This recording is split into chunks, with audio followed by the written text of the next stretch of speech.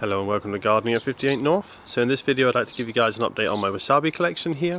So as you can see, they've done quite well. They're really looking really nice at the moment. Since the last update they went dormant over the winter time as they usually do, and I was really hoping to do a propagation video and separate these out. As you can see, the large ones at the back are really congested now. There's numerous growing points. They really need a bigger pot or separated, but unfortunately they started growing much earlier than I was expecting.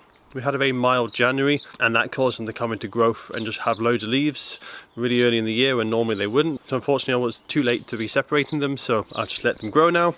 And you can see they've really become congested, so they won't do as well this summer, but they'll still grow well. Just not as well as they could do if I had given them the space that they need. So definitely next winter I'll be separating them. I might even do it this summer, it depends how they do. Sometimes if we get some very hot weather, they go completely dormant and they lose all their leaves in the summertime. That would be an okay time as well for me to separate them. But it's not ideal to allow them to go dormant and get too stressed in the summer, because it will really damage their further growth. So I like to try and keep them growing all summer long if I can, and it's only if it gets a bad drought or heat wave that they really go dormant in the summertime. So you can see the two at the back, they have the lighter coloured leaves. That's because they've been growing outside the whole time. The two in the front, they had lighter leaves as well, but what happened is I brought them into my house to do a time lapse. The grow lamps that I use, the type of light quality it has, it just encourages much more chlorophyll in the leaves, so they're really lush looking and very dark coloured, so that's why they're looking a bit different now. I took them back outside and luckily there hasn't been any scorch or anything. They're doing just fine, but I do keep them in a shady location. So what I do with these is I keep them in a really sunny open location in the winter time, because I want to get them as much light as possible. The reason being, where I live is North Scotland, it's 58 degrees north, we get very little sunlight in the winter time. In fact, my back garden rarely gets any direct sunlight because our sun is so low in the winter. It's just above the horizon, so any houses or hills block the light, so these don't get any really direct sun, or at least not for long, maybe just for an hour or two around midday. And that sun, even when it is up, is very weak, so I give these full sunshine probably from about November, December time right through to February. Then about March time I put them in the shade and I keep them shady for the rest of the year, because these are plants that do like a bit of shade. They don't like it in full sunshine, so it's best to grow them in a cool, damp location that's nice and shaded. That's what I do for the summer. I just keep them next to my conifer hedge, and that keeps them nice and shaded. So as I say, they're doing well. What I will do now is I'll give them a high nitrogen feed to encourage that leaf growth. You can see they've just finished flowering, or just coming to the end anyway. We've got a couple of flowers on some of them. Last year I did get one seed ripen. I didn't actually get around to planting it, unfortunately, to see if it was viable, but I know wasabi isn't that easy to grow from seed and doesn't normally produce viable seeds that often. So it'll be interesting to see if any seeds develop on it this year. I'm not expecting it to, but I'll keep an eye out just in case it does, and I'll give you guys a propagation video on trying to germinate that if it does become viable. But otherwise, to say, just a quick update, they're all doing quite well. I have harvested one or two stems, but I've mostly left them.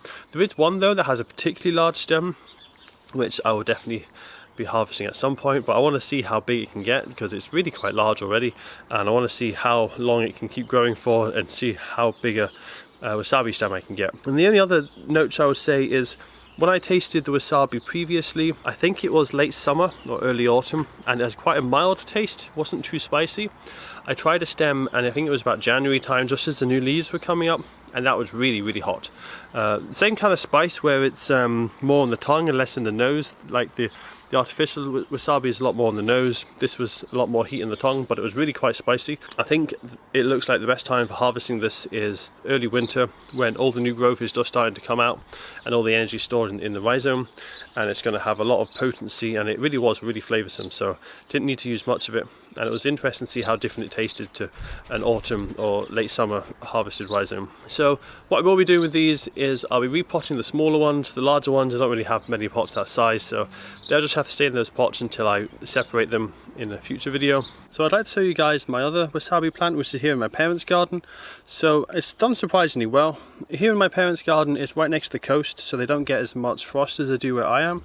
I get down to -15, whereas they only get -8, which is still a bit too cold for wasabi, to be honest. So what I've done is I've planted it here in my parents' garden. You can see it in that corner. This is next to a wall. It's also underneath quite a decent sized damson tree, and also it's tucked behind a shed, so this really helps to reduce that frost damage, and it probably only gets down to about -5, -6 where it is. It's just going to keep it a few degrees warmer. Also, it's really sheltered and shady, so it's sunny at the moment and it looks like it's quite exposed to the sun, but it only gets the sun for about half an hour every day as it comes down the side of the shed there. Because the shed is to the south, that blocks the sun most of the day. And also, it doesn't get much ambient light because once this tree up here is in full leaf, it'll be really shady underneath. So it gets a really nice shady position, but it gets some of that winter sun, which is really important because it's so dark here in Scotland. It needs that winter sun. As the sun's quite weak, it doesn't matter if it's in a more open position. So it does really well here under the cover of this tree. So I'll go in now and show you a closer look at it. The other reason I put it in here is because I lined it up perfectly with the roof line of the shed here. So you can see here it lines up pretty much perfect, so when it rains, any excess water then falls down onto the wasabi plant. Because they like to have really damp soil, this was the best place I could find in my parents' garden. They have a very dry soil, it's very sandy, it dries out quite easily. So I needed somewhere that kept the moisture but was well drained, because they do have some areas that are wet but they're more waterlogged. Whereas here, it's free draining, but at the same time it gets a lot of water flowing through it. So whenever there's a tiny bit of rain, this gets a lot more rain than it would naturally with all that runoff from the shed. So it's done really well. It's actually probably coming on about 5 times larger in its leaf size than my other wasabi plants. So my hand isn't good for scale, but these leaves are really quite large. I'm 6'5", but these leaves are about 5 times the size of my other plants. It's also about 1 foot in height, so it's almost twice as height as well. And also having it in that soil with all the space it needs for its roots, I think has also benefited it. And I don't actually feed this one a huge amount either, whereas my other ones in the pot I do feed a lot. So it's just a normal garden soil. It's doing really well. You can see we've got some nice flowers down here, and it's generally just a really happy plant doing very well. So I'm really happy with how this is done. I'm definitely going to see if I can find some more little areas of my garden or my parents' garden that might be similar to this, where I can grow some more. My garden, the only problem is I'll probably have to maybe cover it or mulch it in the coldest of nights, because that -15 temperature is too much for it. But in my parents' garden, the cold isn't such an issue, so hopefully I can find some nice spots for it. This one doesn't have a huge amount of rhizomes. You can see underneath there, there's 1 or 2 small ones, but it's really just kind of spreading out as opposed to growing large rhizomes. It's just kind of multiplying, so we'll see how it does. But I'm really happy with this one, and hopefully I can get more of my wasabi plants in the ground, because they just seem to do so much better for it. That's all for now. I hope you guys enjoy the time lapse of these flowering and growing, as I had them under the grow lamps to show how they grow.